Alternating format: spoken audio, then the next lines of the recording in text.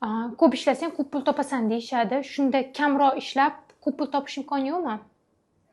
Ko'p ishlasang ko'p pul topasan degani aslida bu mif. Chunki ko'p ishlab turib ham ko'p pul topolmaydigan insonlar juda ham ko'p. Hattoki juda ham bilimli bo'lsa ham butun umr arzimagan pulni topib umrini o'tkazadigan, ko'p ishlab o'tkazadigan insonlar bor. Va bilimi unchalik ko'p bo'lmasa ham, lekin samarali ishlab o'zini mana shu pulga loyiq deb bilgan insonlar ko'p pul topishi ham mumkin. Bu yerda ikkalasida farq shundaki, kam pul topadigan inson o'zini o'sha summaga loyiq deb biladi. Ko'p pul topadigan insonlar esa uni ongi mana shu summani sig'dira oladi. Mana shu pullarga loyiqlik hissi bor bu insonlarda. Loyiqlik hissi inson o'zini qilayotgan ishini qanchalar qadr-qimmati borligini his qilishi va o'zi o'sha pulga loyiq deb bilishi bu aslida bolalikdan shakllanadi. Yaxshi narsalarga, yaxshi sharoitga loyiqman deb bilishi uchun inson o'zini qadrlashi kerak. O'zini muhim deb bilishi kerak. Lekin aksincha ko'p hollarda insonlar o'zini muhim deb bilmaydi, o'zini qilayotgan ishini qadrsizlantiradi, past baholaydi va natijada hattoki o'zini bilimini, qilayotgan ishini to'g'ri baholay olmasligi ham mumkin. Natijada kam summa bilan nimadir sotadigan bo'lsa ham yoki nimadir ish qiladigan bo'lsa ham kam summaga rozi bo'ladi. Chunki u faqat o'sha summaga loyiqman degan fikr bilan yashaydigan inson hisoblanadi. Bu ko'pincha bolalikka borib taqaladi, chunki loyiqlik hissi bolalikdan shakllanadi. Bizni bolalikdan sen yaxshisan, zo'rsan degan maqtov bilan katta qilishsa, bu qilayotgan ishimiz yaxshiligiga biz ishonamiz. Aksincha, yo'q, yetarlicha yaxshi emas. Umuman olganda, ota-ona, o'qituvchi, hatto bog'chapalar ham bolani o'ziga nisbatan fikri, o'ziga bo'lgan bahosi, loyiqlik hissi shakllanishida juda ham muhim hisoblanadi va ularni har bitta aytgan gaplari bolani ong ostida singib qoladi. Mana shu fikr shakllanadi, ya'ni men yetarlicha yaxshi emasman, loyiq emasman, men muhim emasman, meni qilayotgan ishim yaxshi emas, yana ham ko'proq harakat qilishim kerak degan fikr shakllanadi va butun umr kam pul topib ishlaydigan insonlar, hatto bilimi bor bo'lsa ham ular o'zlarini yetarlicha bilimga ega emas deb hisoblaydi. Ya'ni ba'zi insonlar bor, butun umr o'qiydi, ilm oladi, lekin uni hayotda tatbiq qila olmaydi. Ba'zi insonlarda haqiqatan ham pullarga nisbatan salbiy fikrlar bor bo'ladi. Birinchidan, puldan qo'rqadigan insonlar bor. Katta pul kelsa, ularni vahima bosadi. Ular bu summani ko'tara olmasligi mumkin. Nimaga? Chunki ularni ong ostida bu pullar xavfli. Ya'ni qiyinchiliklar tug'iladi. Kimdir qarz so'rashi mumkin, o'g'ri kelishi mumkin, u pulni saqlash oson bo'lmasligi mumkin u uchun. Ba'zi insonlar katta pul topganida o'zi o'zgarib qolishidan qo'rqadi.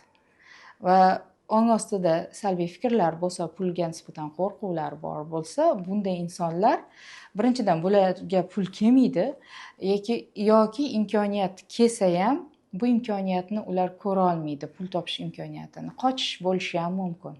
Ba'zi insonlar bor, pul keladi, lekin o'sha pullardan tez xalos bo'ladi bu insonlar. Tez qutulish haqida o'ylaydi, chunki pul bilan bog'liq negativ fikrlar juda ham ko'p. O'sha boya aytgandek, pulga noloyiq deb bilishi mumkin o'zini.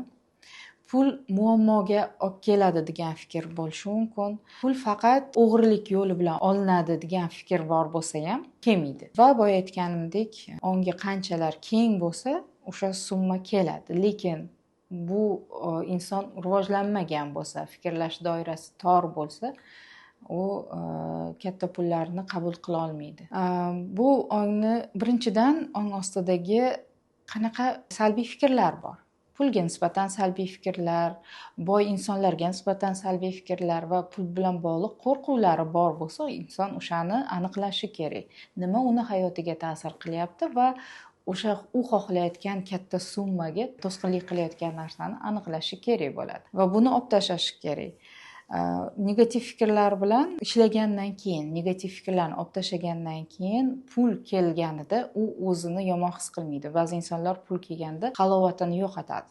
Ongni kengaytirish uchun o'ziga bo'lgan ishonchi ham oshirish kerak, negativ fikrlarni ham olib tashlash kerak. Men loyiqman o'sha pullarga degan fikrni shakllantirishi kerak bo'ladi inson o'zida. Ba'zida ayollar ko'p pul topishi mumkin eridan. Bunaqa payti ko'p hollarda ayol erkakka suyana olmaydi. Erkakka nisbatan hurmatini yo'qotadi. Balki o'ziga ishonchi ortishi ham mumkin. Chunki ayol qila oldimi, erkak ham qila oladi degan fikr bo'ladi, lekin u qilmayapti. Mana shu xulosa bo'lgani uchun erkakka nisbatan hurmat yo'qolishi mumkin. Lekin ba'zi ayollar bor, katta pul topsa ham ishidagi liderlikni uyga kelganda umuman olib qo'yadi. Uyga kelganda ayol pozitsiyasiga o'ta oladi. Ana o'sha ayol pozitsiyasiga o'ta olsa, munosabatlar hammasi yaxshi bo'ladi. U turmush o'rtog'ining yonida ayol rolini bajaradi. Tashqaridagi, mana tashqi dunyodagi liderlikni uyga ham olib keladigan bo'lsa, uyda ham o'sha rolni o'ziga olgan lider ayol bo'lib turaveradi. Mana shu joyda konflikt bo'ladi. Ko'p ayollarda bor, nimaga ayol bo'lib tug'ilganman, ayollarga qiyin degan fikr bilan yashaydi. O'zini ayolligini qabul qila olmaydi. Va natijada o'zi ba'zi ayollar bor yashayotganda ayolmanmi, tanasi ayol, lekin o'zini ayol sifatida his qilmaydi. Ayolligini umuman his qilmaydi. U bir robotga o'xshab qoladi. Pul topadigan, uy ishlarini qiladigan, bolalarga qaraydigan, hamma vazifalarni bajaradi, lekin ichkarida o'zini ayolligini his qilmaydi. Ayolligidan mazza qilmaydi.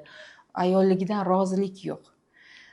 Va ayolligini qabul qila olmaslik ba'zida insonlarda ota-ona agar o'g'il bola kutgan bo'lsa, nimaga sen qiz bola bo'lib tug'ilding, senda o'g'il kutganmiz, o'g'il bo'lsang bo'lmasmidi degan gaplarni eshitgan bo'lsa ham, u ayolligini qabul qila olmaydi. Ongsiz ravishda erkak bo'lib yashashga harakat qiladi. Xuddi ota-onasini umidini oqlashga harakat qiladi. Bunaqa paytda ham ayolligini qabul qila olmaydi. Bu uni hayotiga ta'sir qiladi. Mas'uliyatsiz bo'lsa erkak, o'zi ayol majbur bo'ladi mas'uliyatli bo'lishga. Ayol kuchli bo'lishni boshlaydi. Kamdan kam ayollar ayyorlik yo'li bilan eriga mas'uliyatni berishi mumkin. Uni qaysidir tan olish kerakmi, erini tasdiqlash kerakmi, eriga kerakli gapni aytadi. Ya'ni erini sevgi tili bor.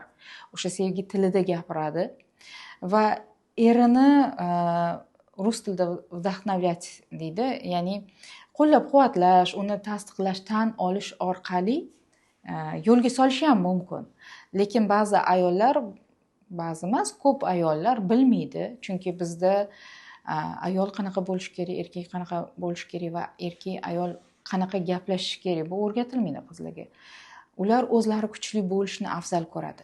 Erimga aytgandan ko'ra o'zim qilganim yaxshi deydi va kuchli bo'lishni boshlaydi. Erkak borgan sari mas'uliyatsiz bo'lishni boshlaydi. Ayol qilyaptimi, demak, unga topshirsa bo'ladi. Ba'zi erkaklar bor, uyda o'tirib qoladi. Uy ishlarini qilib o'tiradigan erkaklar ham bor. Bu ulg'aymagan erkaklar hisoblanadi-da, ya'ni mas'uliyat ola olmaydi ular. Ular 30, 40, 50 yoshda ham bola pozitsiyasida qolishi mumkin. Lekin bunaqa erkakni hayotiga jalb qilgan ayolni o'zi ona rolida qotib qolgan ayol hisoblanadi. Ona rolida yashayotgan ayollar hayotiga mana shunaqa mas'uliyatsiz erkaklarni, ulg'aymagan erkakni hayotiga jalb qiladi. Va mana shu fikrlari, erkaklar zaif degan fikrlari bor bo'lsa, negativ fikrlari, mana shu fikrini isbotlab yashaydi erkak. Xiyonat bo'ladi, Birinchidan, erkak tan olinish istagi kuchli bo'lsa, tasdiq olish istagi bor bo'lsa, u ayoldan kutadi. Ayolni hisobiga o'zini tasdiqlamoqchi bo'ladi. Ayol buni bermasa, xiyonatga borishi mumkin. Chunki ba'zi ulg'aymagan erkaklarga tashqaridan kimdir tan olishi, tasdiqlashi juda ham muhim. Yetuk ulg'aygan erkak bo'lsa, bu narsaga muhtojligi bo'lmaydi. Ya'ni o'zi shundoq ham erkak ekanligini his qiladi, o'zini kuchini ko'ra oladi, o'zini o'zi tan oladi.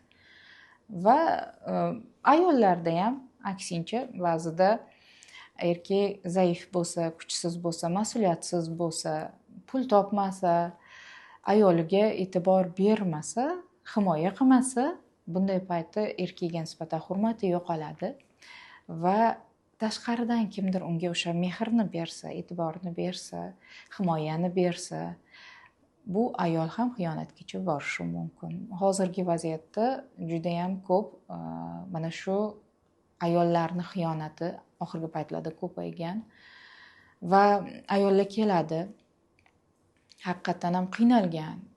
U harakat qilib ko'rgan, turmush o'rtog'iga gapirgan, iltimos qilgan, nima yetmayotganini aytgan, lekin erkak uni eshita olmagan. Boshimni og'ritasan, tinch qo'y, qachon qarama norozisan, senga hech narsa, hamma narsa qilsam ham yetarli emas, to'ymaysan. Mana shunaqa gaplar bilan uni rad etavergan. Ayol keyin shunaqa vaziyat bo'ladi, hissiy ochlik shakllanadi ayolda ham. Ana o'sha paytda tashqaridan biron bir erkak unga e'tibor berib, himoya bersa, ayol ham xiyonatgacha borishi mumkin. Endi Gari Chepmenni kitobi bor, Sevgining 5 ta tili degan. O'zi sevgi tillari ko'proq, lekin asosiy 5 ta sevgi tili bor. O'sha sevgi tili har kimda har xil bo'ladi. Kimgadir taktilность juda ham muhim. Ya'ni kontakt, jismoniy kontakt, kimgadir birga vaqt o'tkazish, kimgadir tan olinish, maqtov eshitish, kimgadir dil izhori, yaxshi ko'rishlarini aytish, kimgadir esa yordam juda ham muhim. O'sha aynan o'ziga kerak narsani olsa erkak, o'shanda o'zini yaxshi ko'rilgan his qiladi, muhim his qiladi. Va ayol kishi bu joyda ayyorroq bo'lishi kerak, erkakning sevgi tilini topa olishi kerak. Shu bilan birga o'zini ham sevgi tilini bilishi kerak, erkak kishiga yetkaza olishi kerak. Ana shunda munosabatlar yaxshi bo'ladi. Bir-biriga kerak narsani bera olsa, misol uchun erkak kishiga uni tan olishlari, maqtashlari muhim bo'lsa, erkak kishi uchun qancha ovqat pishirib bermasin, qancha g'amxo'rlik qilmasin, unga kerak narsani bermayaptimi, erkakda qoniqish bo'lmasligi mumkin. Ya'ni hissiy jihatdan qoniqish bo'lmasligi mumkin.